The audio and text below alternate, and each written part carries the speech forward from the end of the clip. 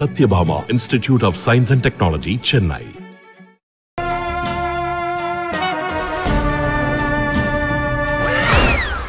சீமான் சித்தப்பா என்ன பண்ணியிருக்காரு, எல்லாத்தையும் சமமாக பார்க்கறது, ட்ரீட் பண்ணுறது, இதுதான் இவங்களோட கொள்கை. இதை நான் கையில் எடுத்து கண்டிப்பாக சர்வ் பண்ணணும். நான் அப்பா அம்மா வளர்த்த குழந்தை கிடையாது, பப்ளிக் தான் என்னை வளர்த்தாங்க. தைரியம் இருந்தால் உங்களோட சொத்து பட்டியெல்லாம் வெளியில் எடுத்து விடுங்க. எங்களோட வாழ்க்கையை அழிச்சுக்கிட்டு ஒரு உயிரினத்தையும் வளர விடாமல் பாதுகாக்காமல் நீங்கள் அரசியல்ன்ற பேரில் என்ன பண்ணிட்டு இருக்கீங்க? எப்படி ஒரு பப்ளிக் மேலே நீங்கள் ஒரு பொம்பளை மேலே கை வச்சுருக்கீங்க? எத்தனை பொம்பளைகளோட லைஃப்பை கெடுத்துருக்குறீங்க? எப்படியெல்லாம் அவங்களோட வாழ்க்கையை சிதைச்சிருக்கிறீங்க? இன்றைக்கும் போனால் நடப்பினமாக எத்தனை தாய்மார்கள் தந்தைமார்கள் அங்கே இருக்காங்க. அப்போ நீங்கள் என்ன பண்ணி வச்சுருக்கீங்க? இலவசத்தை கொடுக்குறேன், நான் அந்த பிரிட்ஜு கட்டுறேன், நான் இதை பண்ணுறேன், பஸ்ஸு விடுறேன், 1000 ரூபாய் கொடுக்குறேன் அப்படின்னு மக்களை ஏமாற்றி வச்சுருக்கீங்க. எங்கெல்லாம் மக்களின் குரல் நசுக்கப்படுதோ, எங்கெல்லாம் மக்களுக்கும் இயற்கைக்கும் எதிரான விஷயங்கள் நடக்குதோ அங்கெல்லாம் போய் நின்று நான் கண்டிப்பாக போராடுவேன். அண்ட் சீமான் அவர்கள்கிட்ட உங்களுக்கு பிடிச்ச ஒரு விஷயம்னா என்ன சொல்லுங்க? எல்லா விஷயத்தையும் நேர்பட, இது தப்புன்னு பயப்படாமல் பேசுகிறாரு. அவர் கண்டிப்பாக ஒரு நல்ல இன்ஸ்பிரேஷனாக இருக்கார் எல்லாருக்கும். சீமான் சித்தப்பா என்ன பண்ணியிருக்காரு, யூ கேன் சி அவர் பேசுகிற ஜெராக்ஸ் அப்படியே எல்லாரும் பேசுவாங்க. எல்லாருமே உணர்வு பூர்வமாக கனெக்ட் ஆகிருக்காங்க. இவங்க சின்னத்தை ஏமாற்றி எடுத்துக்கிட்டாங்க. இவ்வளோ லாஸ்ட் மினிட்ல இவ்வளோ ப்ரெஷர் இருந்தும் அவர்கள் கொள்கையில் சரியாக நிற்கிறது தான், இதெல்லாம் தான் எனக்கு அவர்கிட்ட ரொம்ப பிடிச்ச ஒரு விஷயம். அரசியல் அப்படின்னும் பொழுதே பரபரப்பாக போயிட்டுருக்க இந்த நேரத்தில் நம்ம கூட வித்யா வீரப்பன் அவர்கள் இருக்காங்க. வணக்கம்.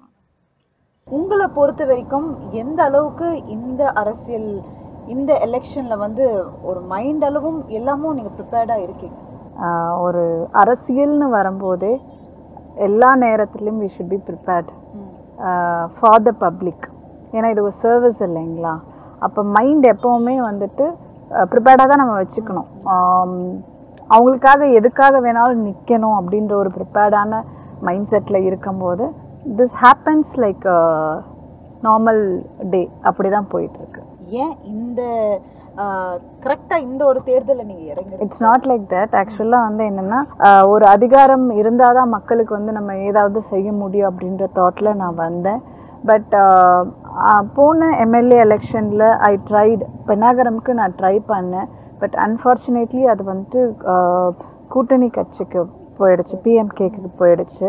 அண்ட் இப்போ இது ஒரு ஆப்ஷனாக இல்லைங்க, எனக்கு இது ஒரு வாய்ப்பாக கிடச்சிருக்கு. ஆக்சுவலாக சொல்ல போனால் எங்களோட குடும்ப தேவைகளுக்கு வி ஹாவ் எவ்ரிதிங். பட் ஒரு அரசியல் தனியாக செய்யணும், ஒரு அரசியலில் தனியாக முடிவெடுக்கணும் அப்படின்னு வர வேண்டிய சுச்சுவேஷனில் எங்களோட நோக்கமும் அது யாராலையும் தடைப்படாமல், அந்த ஒரு எனக்குன்னு ஒரு கோல் இருக்கும் இல்லைங்களா, அது எந்த ஒரு மற்ற கொள்கைகளால் தடைப்படாமல், டிஸ்டர்ப் ஆகாமல் அதை கேரி ஓவர் பண்ணிவிட்டு ஒரு ஒரு பார்ட்டியில் நம்ம டிபெண்ட் பண்ணி நம்ம தனியாக மக்களுக்காக ஒர்க் பண்ணுற ஸ்ட்ராட்டஜி தான் இப்போ பில்ட் பண்ண வேண்டிய சுச்சுவேஷன். அப்போ எனக்கு இது ஒரு வாய்ப்பாக கிடைச்சது. செந்தமிழன் சீமான் சித்தப்பா அவர்கள் ஏற்படுத்தி கொடுத்தாங்க. So I am taking it very well. Hope everything will go well. 2 கேள்வியை நான் ஒரே கேள்வியாக கேட்குறேன். பாஜகவில் ஆரம்பிச்சிங்க, இன்னைக்கு நாம் தமிழர் கட்சி. பாஜகலேருந்து வந்ததுக்கான காரணம் என்ன? என்னை பொறுத்த வரைக்கும் either BJP, DMK, ADMK, whoever it is, கொள்கை அப்படின்றதுல யாரும் ஸ்ட்ராங்காக இல்லைங்க. அப்படி இருந்தால் இன்றைக்கி ஒவ்வொருத்தரும் இப்படி கூட்டணி போட்டுட்டு கொள்கை அப்படின்றத தூக்கி போட்டுட்டு கூட்டணிகளில் கொள்கை பார்க்காம சேர்ந்துட்டு போகவே மாட்டாங்க. ஸோ இங்கே யாருமே அவங்களுக்கு இருக்க கொள்கையை 100% பர்ஃபெக்டாக ஃபாலோ பண்ணுறது இல்லை. அப்படி தான் நானும் யாரோட கொள்கையும் பார்த்து வரல. என்னோட ஸ்ட்ராட்டஜி, என்னோட கோல், இங்கே இருந்து நான் என்ன பண்ண முடியும். என்றைக்குமே மக்களுக்கு எதிரான ஒரு சிச்சுவேஷன் அப்படின்றது காலம் எனக்கு அப்படி ஒரு சூழ்நிலையை வலுக்கட்டாயமாக கொண்டு நிறுத்தணும்னா I'll be out of politics. I am very clear about it. So அப்படி பிஜேபியில் I expected for them to guide me or support me to help people. ஆனால் எனக்கு அங்கே அமைதியாக இருக்க வேண்டிய ஒரு 1.5 year I was not very active. I was not given any agenda regarding that. National party ruling பார்ட்டியாக இருந்தாலும் அவங்க வந்து எல்லா நாடுகளையும் சமத்துவமாக ட்ரீட் பண்ணுற கட்டாயத்தில் இருக்காங்க. இப்போ நம்ம நாட்டில் நம்ம ஒவ்வொரு விஷயத்தையும் போராடி தான் சென்ட்ரல் கவர்மெண்ட் கிட்ட வந்து கேட்க வேண்டியதாக இருக்குது. இங்கே எவ்வளோ முரண்பாடுகள் இருக்குது. இதை நான் வந்து உணர ஆரம்பித்தேன். we cannot do anything being here அப்படின்றது உணர ஆரம்பித்தேன். Then I was like let me do something myself அப்படின்னு ஒரு யோசனையில் இருந்த ஒரு சுச்சுவேஷனில் சித்தப்பாவை மீட் பண்ணேன். அப்போ தான் அவர் வந்துட்டு அவர் வந்து பார்ட்டி என்ன ப்ராசஸ் ஃபாலோ பண்ணுறாங்க, என்விரான்மெண்டல் டெவலப்மெண்ட் பாதுகாக்கிறது, மக்களுடைய பிலாங்கிங்ஸை பாதுகாக்கிறது, மக்களுக்கான டெவலப்மெண்ட், சேஃப்டி, செக்யூரிட்டி ஒரு விஷயத்துக்கும் தனித்தனியான டீம் வச்சு பண்ணிகிட்ருக்காங்க. அப்போ நான் யோசித்த மெத்தட் ஆஃப் பாலிட்டிக்ஸ் அப்படின்றது, அதாவது உயிர்மை காப்பது, எல்லா உயிரினங்களும் உயிர்மையும், அதாவது human beings, animals, trees, water, mountains எல்லாத்தையும் காப்பது, எல்லாத்தையும் வளர்ப்பது, எல்லாத்தையும் சமமாக பார்க்கறது, ட்ரீட் பண்ணுறது, இதுதான் இவங்களோட கொள்கை. இதுதான் என் தந்தையும் ஏற்றுக்கொண்ட கொள்கை. அப்படின்னும் போது I wanted to be here. இதை நான் கையில் எடுத்து கண்டிப்பாக சர்வ் பண்ணணும். So my dad's soul will be happy. என்ன சொன்னாலும் மக்களிடத்துல இருக்கக்கூடிய ஒரு விஷயம் என்னன்னா, சந்தன கடத்தல் வீரப்பன் அந்த ஒரு டேக் கூட கேரி ஆகிட்டே இருக்கும். ஸோ அவங்க சொல்லக்கூடிய ஒரு விஷயம் என்னன்னா, சமூகத்தை இவ்வளோ விஷயத்த பண்ணியிருக்காரு, இந்த மாதிரி ஒரு நபர் இந்த மாதிரி இன்னாரோட மகளுக்கு இந்த வாய்ப்பு தேவையா அப்படின்ற ஒரு கேள்வி மக்கள் சொல்றது. அதுதான் அது சொல்றது யாருங்க? மக்கள்ல வந்துட்டு ஒரு சில பேரை நீங்க குறிப்பிடுறீங்க. என்ன சார்ந்தவர்கள், என்ன வளர்த்தவங்களும் மக்கள் தான். நான் வந்து அப்பா அம்மா வளர்த்த குழந்தை கிடையாது. நான் நிறைய இடத்துல சொல்லியிருக்கேன், பப்ளிக் தான் என்னை வளர்த்தாங்க. இந்த நெகட்டிவிட்டியை நான் 0.0% தான் ஃபேஸ் பண்ணியிருக்கேன். நான் ஒரே ஒரு கேள்வி தான் கேட்க விரும்புகிறேன். எங்கள் அப்பா கிரிமினல்னு சொல்லலாம், இல்லை திருடன்னு சொல்லலாம், எது வேணாலும் சொல்லலாம். சொல்கிறவங்க கிட்ட நல்லா யோசித்து பார்க்க சொல்லுங்கள். இன்றைக்கி இருக்கிற எல்லா பொலிட்டிஷியன்ஸோட வெல்த் லிஸ்ட்டை பார்க்க சொல்லுங்கள், எங்களோட வெல்த் லிஸ்ட்டை பார்க்க சொல்லுங்கள். நல்லா வெல்த்தியாக இருக்கிற பர்சன் அவங்களுக்கும் ஏழ்மையாக இருக்கவங்களுக்கு ஏன் இவ்வளோ டிஸ்டன்ஸ்? ஏன் இவங்க இவ்வளோ கஷ்டப்படணும்? இவங்க என்ன பாவப்பட்ட உயிர்களா? தூரத்தில் என்ன மீடியா என்ன வேணாலும் எழுதியிருக்கலாம், நிறைய பொய் கதைகள் எழுதியிருக்கலாம். அதை நம்பிட்டு சில பேர் பேசுகிறாங்க. ஆனால் அவங்கள நினச்சும் எனக்கு வந்துட்டு நான் அதை வருத்தம் இல்லை, கோபமும் இல்லை. அது அவங்களோட புரிதல். அது காலம் உணர்த்தும், நான் உணர்த்துவேன். என்னோட ஆட்டிடியூட், லைக் என்னோட பொலிட்டிக்கல் ஆக்டிவிட்டீஸ் உணர்த்தும், என்னோட சர்வீஸ் உணர்த்தும். What was my dates thought? அதாவது நான் வந்து ஒரு அன்எஜுகேட்டடான பேரண்ட்டுக்கு ஒரு வாழ்க்கையின் ஒரு ட்ராக் மாறப்பட்ட ஒரு ஃபேமிலியில் இருந்து வந்திருந்தாலும் என்னை சமூகம் வளர்த்தன. அவங்க வந்துட்டு பார்த்திங்கன்னா நல்ல எஜுகேஷனை, எங்கள் அப்பாவுக்கு கிடைக்காத எல்லா விஷயத்தையும், அவர் எதனாலலாம் பாதிக்கப்பட்டிருந்தாரோ இதெல்லாம் முகம் தெரியாத ஊர் தெரியாத மனுஷங்க தான் எனக்கு செஞ்சாங்க. இன்னைக்கு I have everything as an educated women. But how you ever felt like ஏதாவது ஒரு இடத்துல வந்து ஸ்லைட்டாக அந்த இப்போ நீங்கள் சொன்ன மாதிரி திருடனோட மகளாக கூட என்ன சொல்லட்டும் அப்படின்னும் பொழுது இது நம்மளுக்கு போட அந்த வாக்குல பிரச்சனை வரும், ஏதாவது ஒரு தாட் மக்கள் யோசிப்பாங்க, மக்களுக்கு கோவம் வருதுங்க. என்ன அப்படி சொன்னா மக்களுக்கு கோவம் வருது. ஏண்டா நீங்களாம் யாரு? தைரியம் இருந்தா உங்களோட சொத்து பட்டியெல்லாம் வெளியில எடுத்து விடுங்க. நீங்க யாரு? எங்களோட வாழ்க்கையை அழிச்சுக்கிட்டு, ஒவ்வொரு நேச்சுரல் சுற்றி இருக்க என்விரான்மெண்டெல்லாம் அழிச்சுக்கிட்டு, ஒரு உயிரினத்தையும் வளர விடாமல் பாதுகாக்காமல் நீங்கள் அரசியல்ன்ற பேரில் என்ன பண்ணிட்டு இருக்கீங்க? நீங்கள் அந்த இடத்துல என்ன பண்ணீங்க? உங்கள் அதிகாரத்தில் பயன்படுத்துனீங்க. அதனோட பின்விளைவு தானே இவ்வளவும்.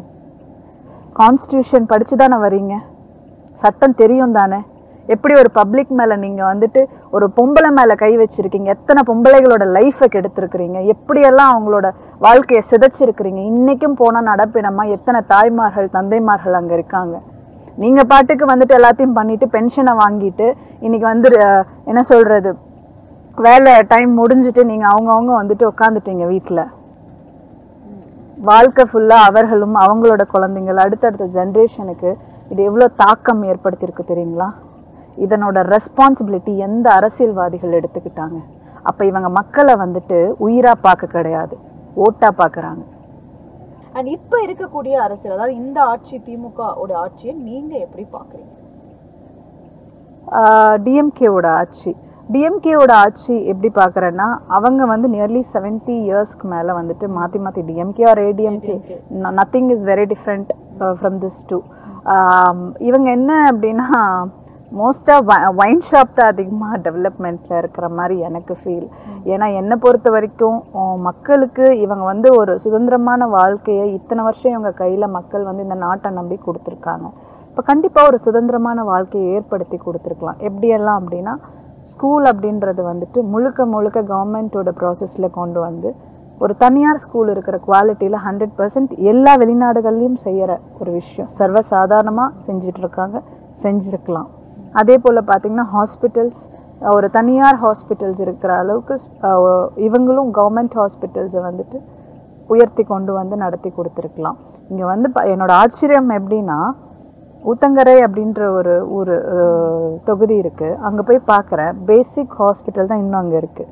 அங்கே ஒரு கர்ப்பிணி பெண்ணாக இருந்தாலும் ஒரு ஆத்திர அவசரத்துக்கு நைட்டு அப்படின்றது கூட தர்மபுரி வரைக்கும் அவங்க ட்ராவல் பண்ண வேண்டிய சுச்சுவேஷனில் தான் இருக்குது. அப்போ நீங்கள் என்ன பண்ணி வச்சுருக்கீங்க? இலவசத்தை கொடுக்குறேன், நான் அந்த பிரிட்ஜு கட்டுறேன், நான் இதை பண்ணுறேன், பஸ்ஸு விடுறேன், 1000 ரூபாய் கொடுக்குறேன் அப்படின்னு மக்களை ஏமாற்றி வச்சுருக்கீங்க. இது எனக்கு ஒரு பெரிய கேள்வியாக இருக்குது. நான் வளர்கிறேன், என் குடும்பம் வளருது, என்ன நம்பி இருக்கவங்க வளர்கிறாங்கன்னு ஓரளவுக்கு முடிச்சுக்கிறீங்க. இந்த சமூகம் என்ன பாவம் பண்ணுது? உங்களை நம்பின ஒரே ஒரு ரீசன் தானே, ஏன் அதை உணரல யாருமே?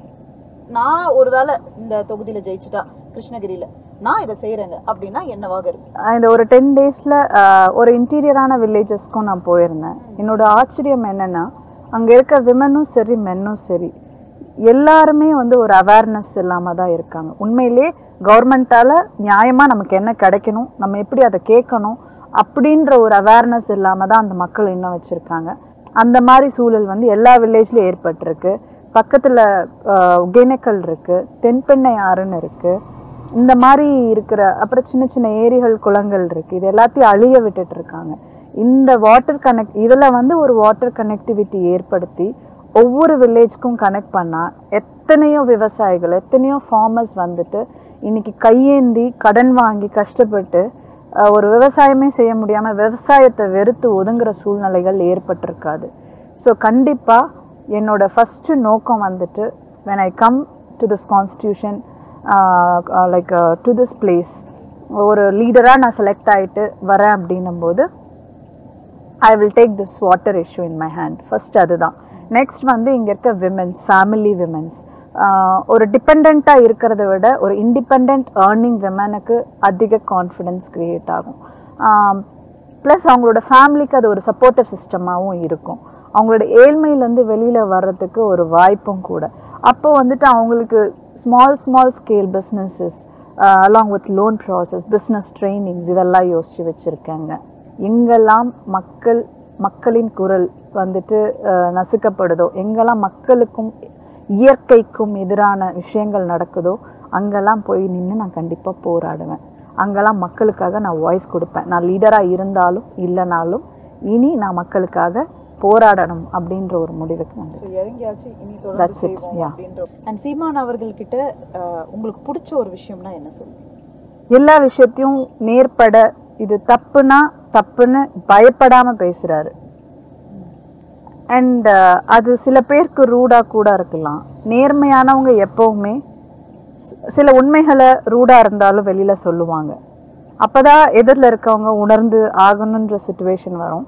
அவர் நேர்மையாக சமூகத்தை உள்வாங்கி நைட்டும் பகலும் தூங்காமல் நிறைய விஷயங்களை வந்துட்டு தெரிஞ்சு அவர் வந்து மக்களுக்காகவே நிறைய யோசித்து நான் இந்த மண்ணை விட்டு போகிறதுக்குள்ள இந்த மக்களுக்கு ஒரு தமிழ் சமூகத்துக்கு ஏதாவது ஒரு விடுவு காலத்தை ஏற்படுத்திட மாட்டேனா? அவர் கண்டிப்பாக ஒரு நல்ல இன்ஸ்பிரேஷனாக இருக்கார் எல்லாருக்கும். ஏன்னா இப்போ அவர் கருணாநிதி ஐயாவை பார்க்கலாம், ஜெயலலிதா அம்மாவை பார்க்கலாம். அவங்க எத்தனை பேர்கிட்ட அவங்களோட கொள்கையை பாஸ் பண்ணிட்டு போயிருக்காங்க. பட் சீமான் சித்தப்பா என்ன பண்ணியிருக்காரு, யூ கேன் சி. அவர் பேசுகிற ஜெராக்ஸ் அப்படியே எல்லாரும் பேசுவாங்க. ரீசன் எல்லாருமே கொள்கையை உள்வாங்கியிருக்காங்க. அங்கே உட்காந்து ட்ரெயின் பண்ணல, பாடம் எடுக்கலை, எல்லாருமே உணர்வு பூர்வமாக connect ஆகிருக்காங்க. we know what is going around. இங்கே எல்லா கட்சிகளும் கொள்கையெல்லாம் தூக்கி போட்டு அவங்கவுங்க கூட்டணியில் ஒரு பக்கம் போய் நின்றுட்டாங்க. ஆனால் கொள்கையை விட்டு கொடுக்கக்கூடாது எப்போவுமே அப்படின்ற ஒரு அடிப்படையில் தான் இன்றைக்கி வந்துட்டு இவ்வளோ ப்ரெஷர்லேயும் இவங்க வந்து சின்னத்தை ஏமாற்றி எடுத்துக்கிட்டாங்க. இவ்வளோ லாஸ்ட் மினிட்ல இவ்வளோ ப்ரெஷர் இருந்தும் அவர்கள் கொள்கையில் சரியாக நிற்கிறது தான். இதெல்லாம் தான் எனக்கு அவர்கிட்ட ரொம்ப பிடிச்ச ஒரு விஷயம். நன்றி நன்றி. உங்கள் அரசியல் பயணத்திற்கு எங்களது வாழ்த்து. தேங்க்யூ.